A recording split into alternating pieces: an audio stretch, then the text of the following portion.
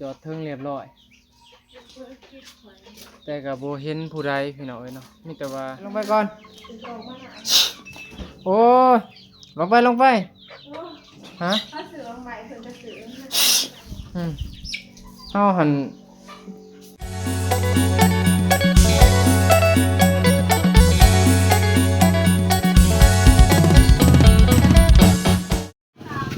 เปิดภาพมาพี่น้องเอ้ยก็อยู่พี่อัตตปื้อพี่เด้อหอนแล้วอัตตปื้อเนาะตอนนี้สาวหลาเพิ่นก็มาซื้อหมากไม้เอาฝากให้แม่ยายพี่น้องเอ้ยเนาะมาเงี้ยมาเกี้ยงว่ะเอามาเงี้ยเนี่ยไปกันเพิ่น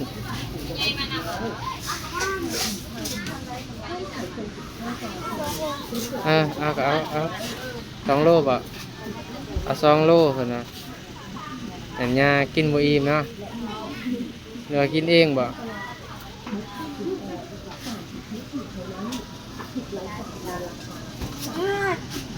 ตื่มอีกตื่มในเรื่องไม่ขาดเด้อ2 โลปลาหมึกเนี่ยจองได้ฮะอยู่ใช้เงินของข่อยก็บ่มีได้ไม่มีเงินจักกี่โลเท่าไหร่โล50โล50,000กีบพี่น้อง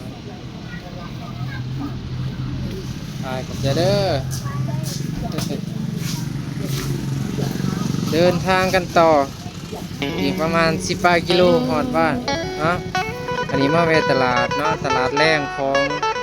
อัตตปือเลยพี่น้องบ้านเกิดของบ่จันเองเนาะแต่ว่าอยู่บ้านเกิดก็สิบ่แม่นในเมืองเนาะเป็นบ้านนอกออกหน้าไปกันเลย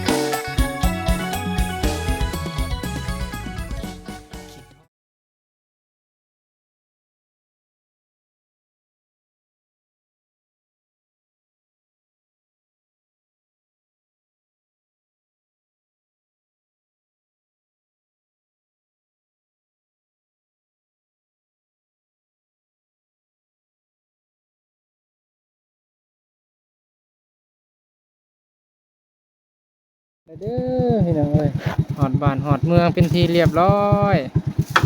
พูนเฮือนซ่านอยู่พุ่นแหละโอ้เดี๋ยวนี่เฮ็ดประตูประตั้งเนาะบ่ให้งัวควายเขาที่บ่ขึ้นมา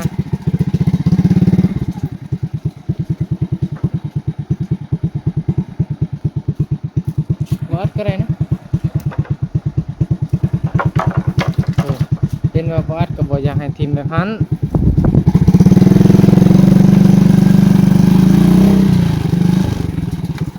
มีไฟอยู่แล้วคันเป็นแบบนี้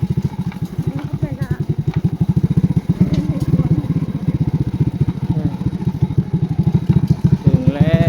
ว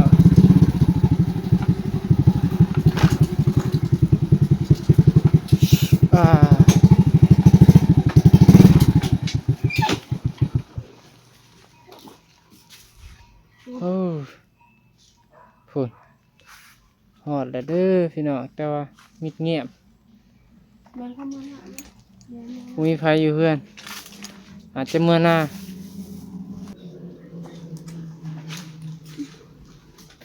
แล้วเบิ่งสุด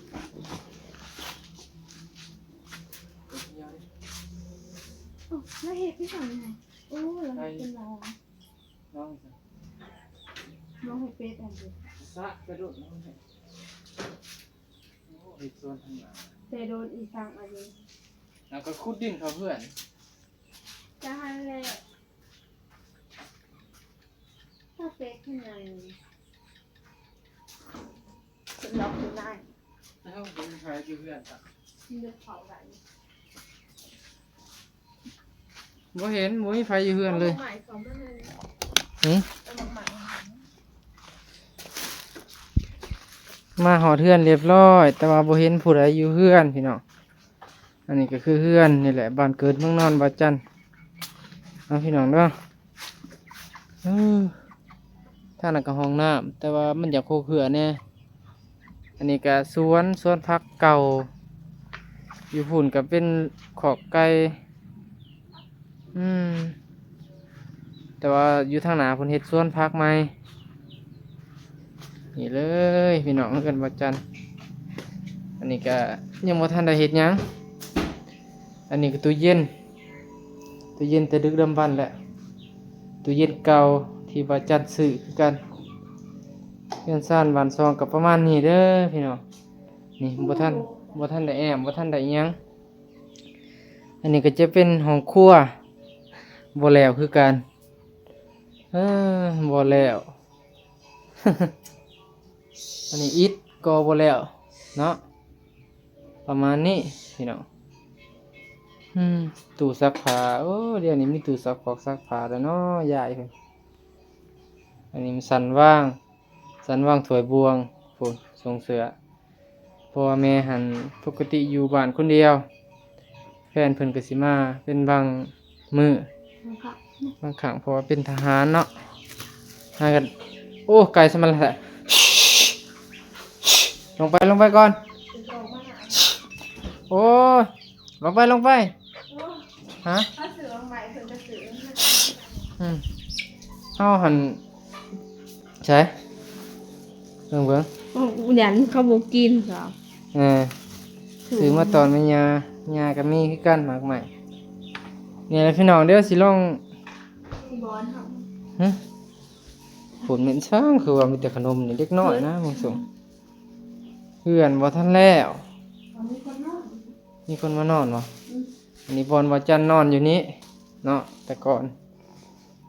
กีตาร์เฮาซ้ำเป็นแบบนี้ มันหัก โอ้ยเนาะทำไมเฮ็ดจังซั่นล่ะ โอ้แค่กลางเรียนไม่ใช่ นี่แหละบ่ทันแล้วนี่ประตูนี่โอ้ แค่กลางสองอัน โมโหบ่เป็นงัวหรอบ่ไม่งัวประมาณนี้เด้อพี่น้องเด้อเพื่อนซ่านบ้านซองสิได้โอ้ยมาไก่หลายแท้เพิ่นเลี้ยงไก่หลายแท้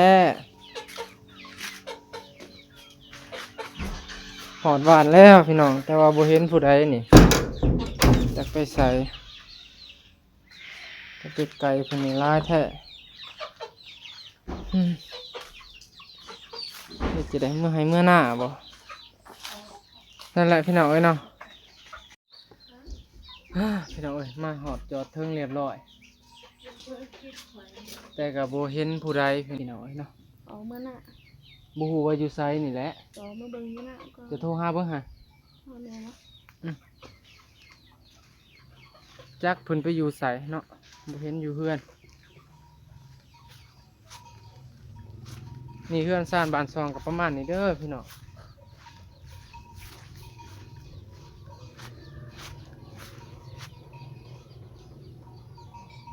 แบบนี้เลยอยู่แบบอยู่ป่าเลยนะนี่อ้อมเห็นบ่อยู่ป่าเลยเพื่อนอยู่ป่าแต่กับบ่ได้ใกล้จากทางย่างเพราะบันไดห่างจากทางดั้มแต่นี้ไปกะประมาณ150หรือ200ได้สิฮะข้าสั่นแล้วไปหาอยู่หน้ายันว่าเพิ่นอยู่หน้าเนาะบางเทื่อเราอยู่หน้ากันไปเลย ล้างบานโอ้ยบิดกระแจแน่โอ้ยหน่ออายคนนี้ มาเปิดกระเจ้ว่าแตะรถใต้ ตื่นเวิร์ดอ่ะ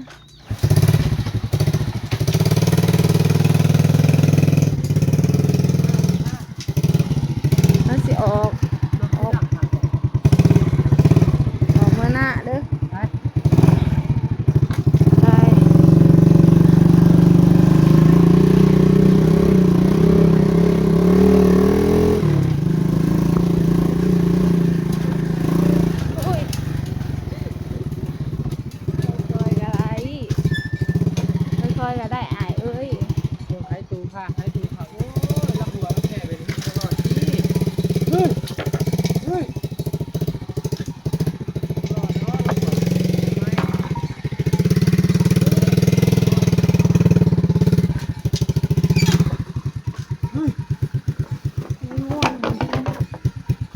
ตูกอะงัวลายเนาะแถวนี้เนาะเขาเลี้ยงจากงัวตัวไรเนาะ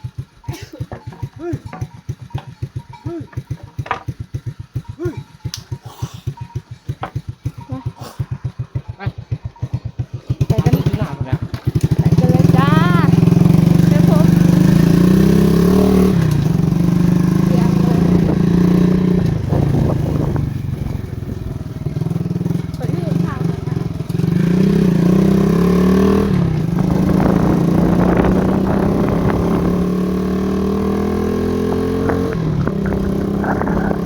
ใช่เลย ฮะ ใช่แล้วมันชื่อใช่ บ่ใกล้ปานใดในหน้าเมื่อหน้าเด้อพี่น้อง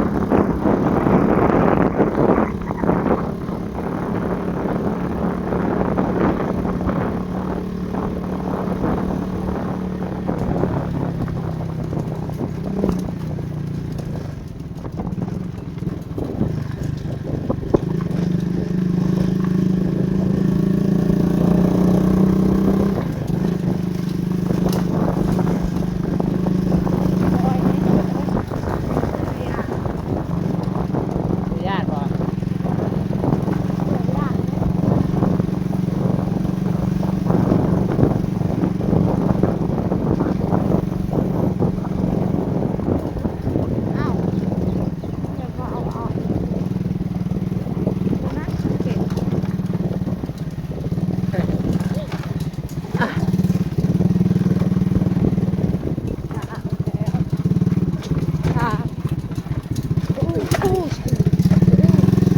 ก็บ่เที่ยวเลยสิท่านนี่ท่านนี่ท่าน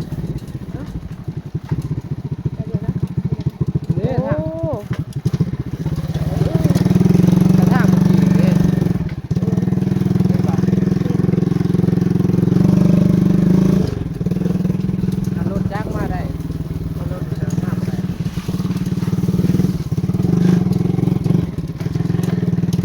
นี่ก็บ่เที่ยวสินี่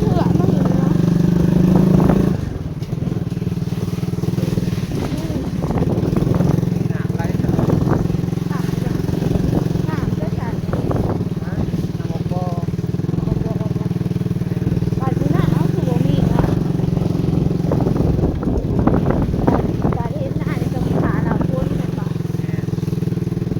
อันนี้มีน้ำบ่นี่ไหลเลยไหลเลยเป็นบ่อ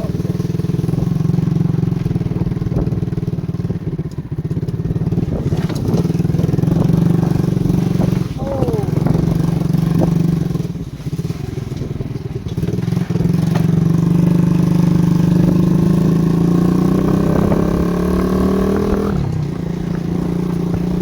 ยข่อยเห็นบ้านหน้าแล้วแบบสุขใจแห้งดีเลย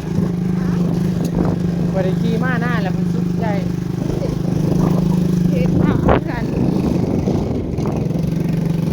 แต่ว่าหมองงามแล้วเพราะว่าน้ำมันบ่เพียงพอกันแม่นบ่บ่ได้ดำบ่ได้ ซักแต่ว่า ทราบเอาบ่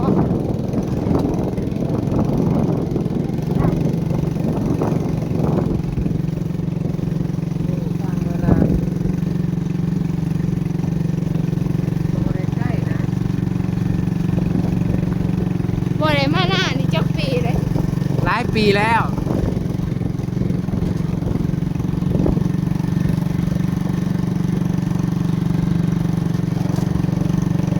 ไปสิหัวแล้วอะนี่แม่นบ่ เด้หอดเลย เล่น อ่ะ เขาดำหน้ากันบ่ สะออนดินแต่ก่อนเนาะ เออ สะออนดินแต่ก่อนว่ะดินพอนะเดี๋ยวมันหลายปลูกเนาะ อันนี้แม่นเบิดแต่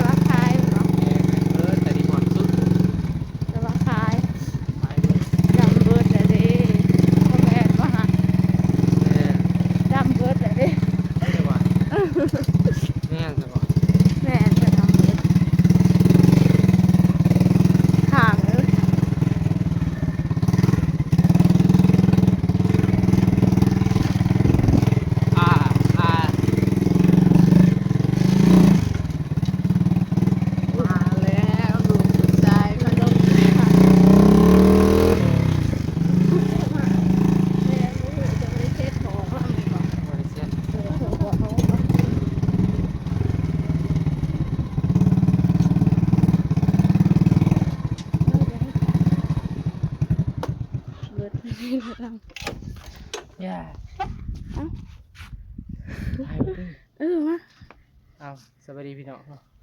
มาหอดแล้วมาหอดเจอเครื่องแล้วให้หน้าตะกะแต่ก่อนพูดได้หน้าสุดหดเลยดินร้ายประเด็นนี้บ่มี พูด แล้ว หอดพูนกระแมนมีกระแมน อา เนาะ จารย์สิมาเล่าสู่ฟังเรื่องเป็นหยังคือว่าดินเรือน้อยลงแต่มือมาเบิ่งบรรยากาศนั่น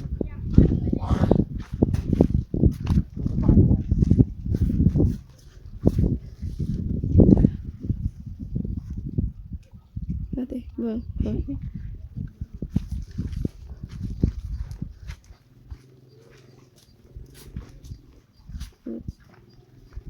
ไปเนี่ยเลยที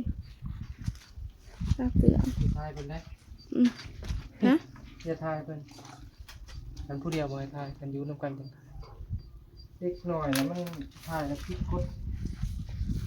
ตา เด้อ คือ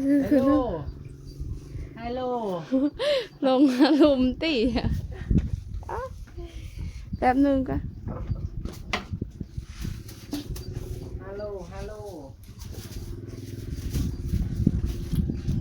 มาลงบ่ เบิ่ง หึ แกส่งกัน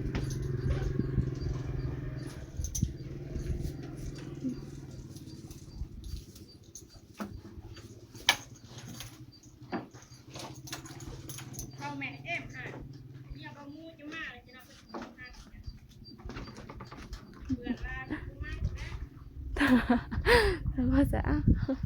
สมาใจโจงแบบนี้ ว่ายังไม่เปื่อย สุดนอนใช่ไหม สุดนอนยังไม่ได้นอน ไปลูกกาไม่จังเอ้า ฮะ แล้วก็ถ้าจับอะมาเดาเลยก็ได้ เจ้าลูกกาแล้วจ้ะ ถ้าจะลูก การงามไร อยู่ให้อยู่หน้าโอ้ยเดี๋ยวไปหาแม่ก่อนพี่น้องเอ้ยเนาะ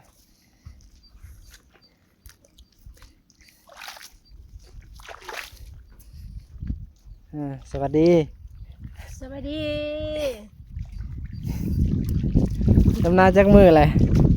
น้องมือเลยเด้ สองมือนี่สวัสดีเด้อทางนั้น สวัสดีสวัสดี ข้าวเยือนมีจ้างบ่ฮะ จ้า วันเท่าไหร่ อัน100,000หา วัน150,000 แม่น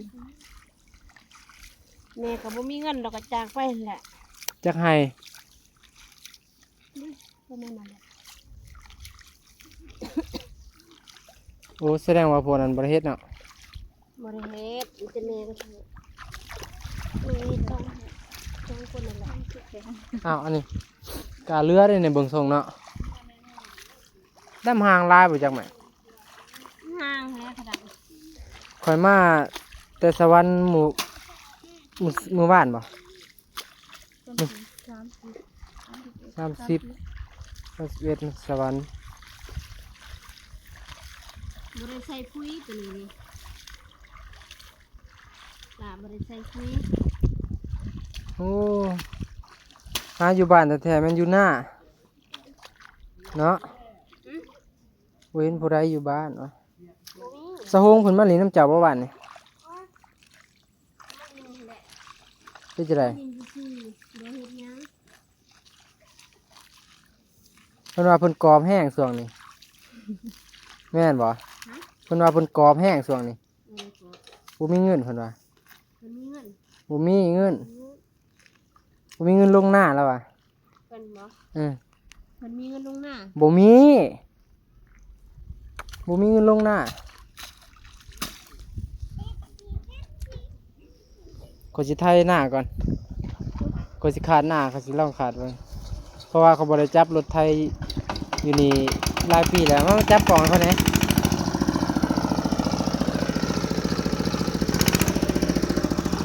ไปบ่ลุกก็ได้ เอาเลย ไถหน้า คือว่าโพสเสือ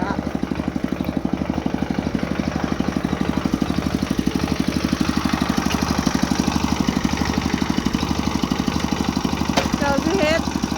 เขาจะนอนติ้วอีก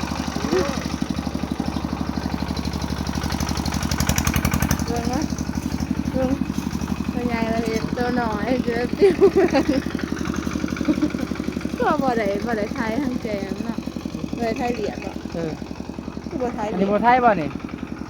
โบไทยบ่นี่ บ่ได้ไทยเหรียญบ่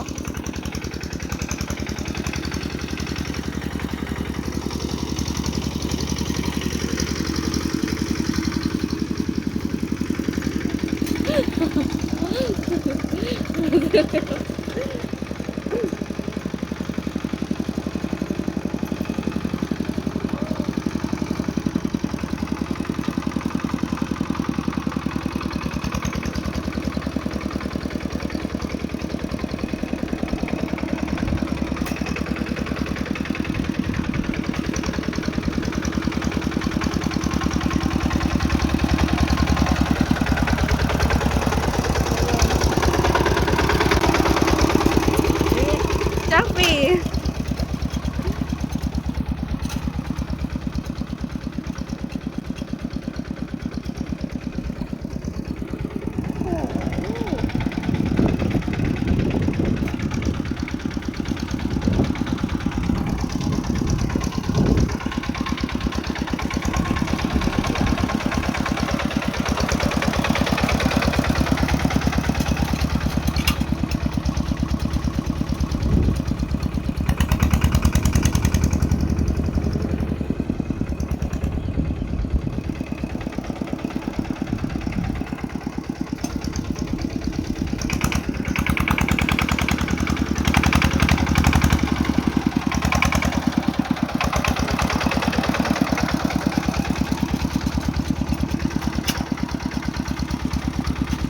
ดินแค่นี้มันบ่ได้แข็ง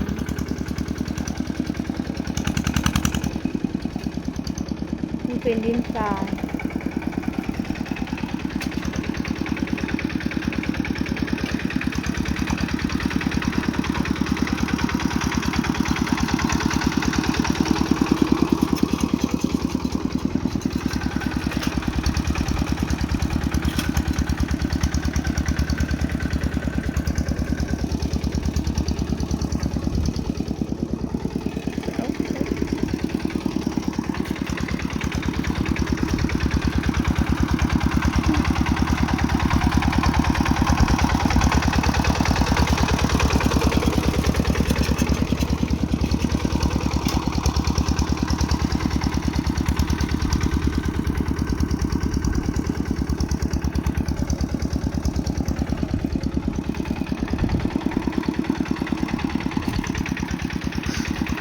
ปิ้วสิปิ้วอะ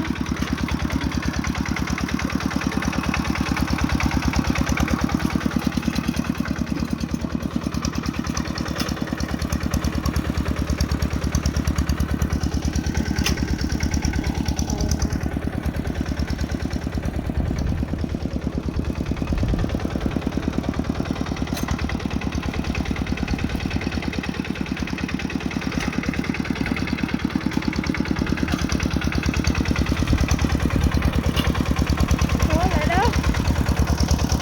พอเลยเด้อพอเลยเด้อ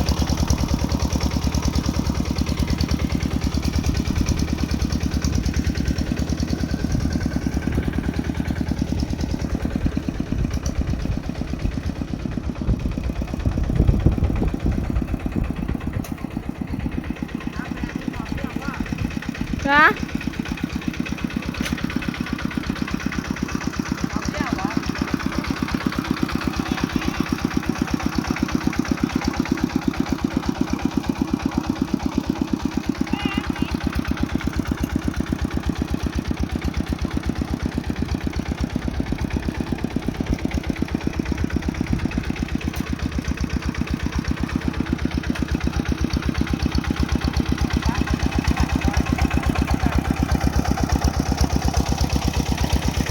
หอบเรียดอะวะ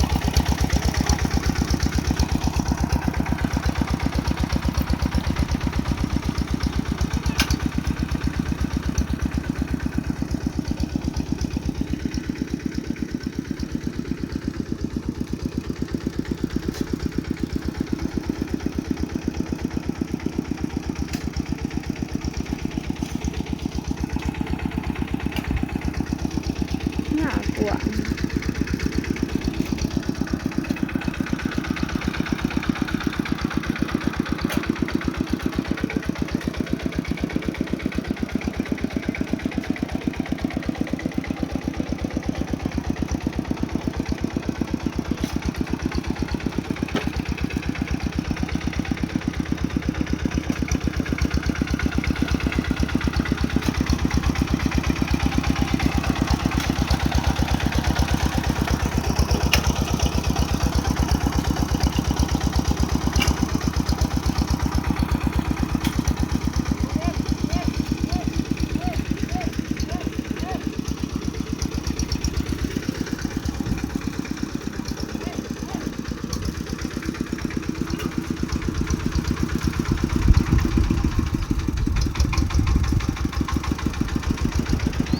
นี่บรรยากาศดีแห้งแต่ว่าร้อน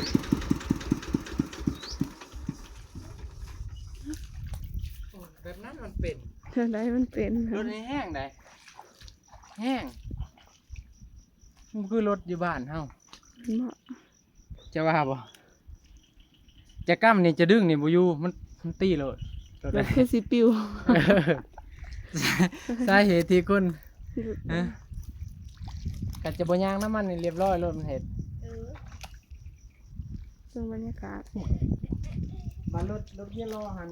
ดึงขึ้นก็ได้กั้มดึงขึ้นก็ได้ บรรยากาศสวยลูกมั้ง ฮะ ต้องลูกมั้งเหมือนจ้ะ เอาก็เจ้าแล้วบ่ เจ้าฮะ เอาพี่น้องเนาะก็ถือว่ามาหอดเรียบร้อยบ่ทันดำให้ดำหน้าดอกมาแต่สวรรค์7-8 มื้อนั่งรถหัน7-8 มื้อบ่ได้อยู่ซื่อๆมันก็เลยเมื่อยแล้วก็มานอนพักผ่อนอยู่เฮือนมื้อหนึงจังมาออกมาแต่10 โมงบ่ทันดอกจางจักมื้อละ2 มื้อเนาะ ท่านเด็ก2-3ให้ อ่าท่านก็คือ 2 มือหนึงมือที่2มื้อนี้เด้ มื้ออื่นบ่จังแล้วหรือมื้อนี้ มันดี นี่แล้วเลย นี่แล้วเลยโอ้แล้วมื้อนี้เลยกล้านี่เด้เฮ็ดจังไดทีมเลย ตก บ่ได้กินปลาอยู่นี่แหละ ฟ้าจะสีเลยตกไหม เอา มันขาดแบบมันลูก เฮ้ยขากันยาก แกง นี่แต่ว่าสิขอเฮ็ดเวียกก่อนพี่น้องเนาะสำหรับคลิปนี้บ่จันก็สิขอตัวลาไปก่อนจบคลิปสำหรับมื้อนี้เนาะพี่น้องเนาะพบกันใหม่คลิปหน้าสวัสดีเด้อ